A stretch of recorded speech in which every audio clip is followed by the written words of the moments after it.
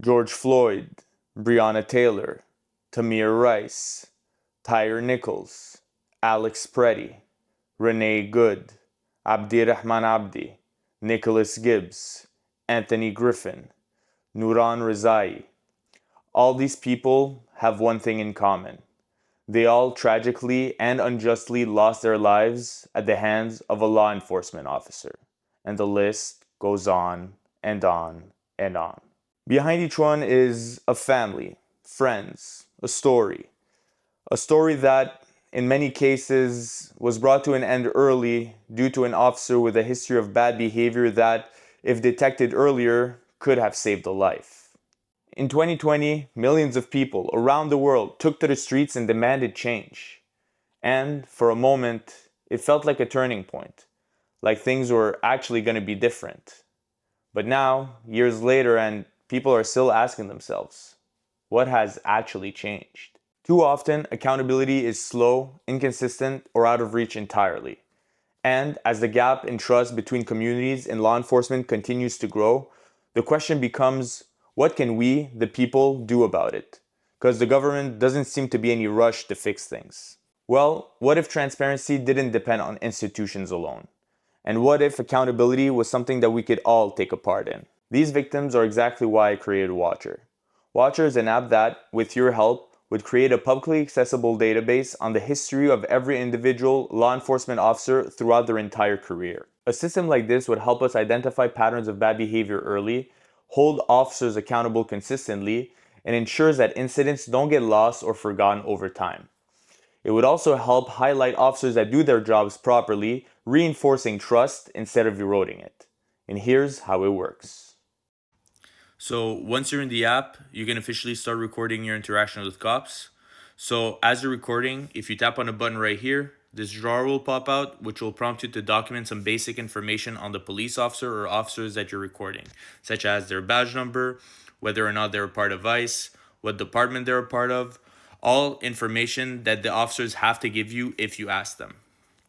Next, you'll be prompted to put in the reason for the stop or the interaction in the first place. In this infamous video, the police officers are responding to a 911 call. Next, you can put in whether or not you're a witness to somebody else's interaction, and if you were, you'll be prompted to describe the person that is having the interaction with the cop based on their age, gender, and ethnicity. Next, you can put in whether or not you or they were arrested by flicking the switch here, and if they were, whether or not their rights were read. And finally, if you or they were given a fine, and if you were, how much was the fine and for what the fine was.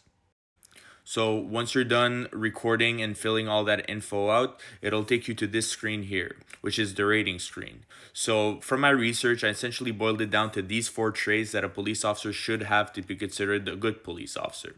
So how do you rate it? Well, if you feel like the officer didn't respect one or many of these traits during your interaction, you can flick the switch right next to it off, and then it'll prompt you to put in the exact timestamp in the video that you just took where you feel the officer didn't respect that specific trait, which might end up looking something like this. So once you're done putting in all the timestamps under each trait, all that's going to be left is for you to give your overall experience rating, which is a 5-star rating, pretty self-explanatory. And then once that's done, you can submit your video, and then it'll be viewable by all other users once it's reviewed by a moderator. So where does your video go once you post it? Well, it goes right here on what I call the overwatch screen. So there's a lot going on here. There's a lot of pins on the map. So let's go through them one by one and I'll explain to you what each means. So first of all, let's pretend I'm a totally different user from the last one that was the one to record and post the video of George Floyd on the app, right? So I'm a totally different user. I log into WatchR, I go on the Overwatch page, and I zoom in on my location. As I zoom in, I notice a red pin and a blue pin. Let's tap on the red pin.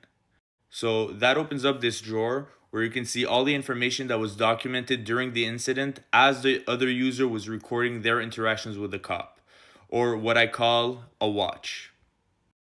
So you can see the officers involved, the police department where they work at, and a bunch of other information pertaining to that watch. Then if you tap here, it'll take you to that watch. Then when you're on the watch, you can tap the button right here, which will open up this drawer where you can see again all the information that was documented on this specific watch, like the officers that were involved, the department where they work at, the municipality where it took place in. Now, if we close this and we tap on the little star right here, this other drawer pops up where we're greeted with the same rating system that we used as the previous user to rate the watch we were recording. So now that we've rated this watch, let's go back to the Overwatch page one last time. Alright, so you can see that the red pin turned blue to indicate that you viewed and rated that specific watch. Now, let's go take a look at one of the yellow pins. The yellow pins are police departments, and if you tap on a police department, it'll take you to the police department's profile page where you can see every single officer that works in that specific police department identified by their badge number. Now, if you tap on a police officer, it'll take you to that officer's profile page where you can see every single watch that was taken of that specific police officer, essentially creating a publicly accessible database on the history of every individual cop throughout their entire career, if everybody's using WatchR to record their interactions with cops. Now, if you want a little more insight on a specific police officer, you can tap on the little info button right here, and it'll bring up this drawer with that officer's info, including his overall rating with every single trait that we've used to rate that officer so far, including his overall star rating. And if you tap on demographics right here, you'll be able to see a specific breakdown on who this officer stops the most by ethnicity, gender, and age range. Accountability isn't about division, it's about unity, but it's also about prevention. WatchR is about creating a system where harmful patterns are identified early, before they turn into more names on the list. Where accountability isn't delayed, but continuous, and where officers who do their jobs with integrity are recognized, not overshadowed. Because accountability doesn't weaken institutions, it strengthens them. We've seen what happens when these types of patterns go unnoticed. Derek Chauvin, the officer responsible for George Floyd's death, had multiple prior complaints and incidents that never truly reached the public in a meaningful way. When that kind of information stays hidden, opportunities for interventions are missed, and the consequences can be irreversible. WatchR is here to change that, to bring transparency to the forefront so that these patterns are visible to everyone, so that we can have these conversations earlier, and so that transparency becomes proactive instead of reactive.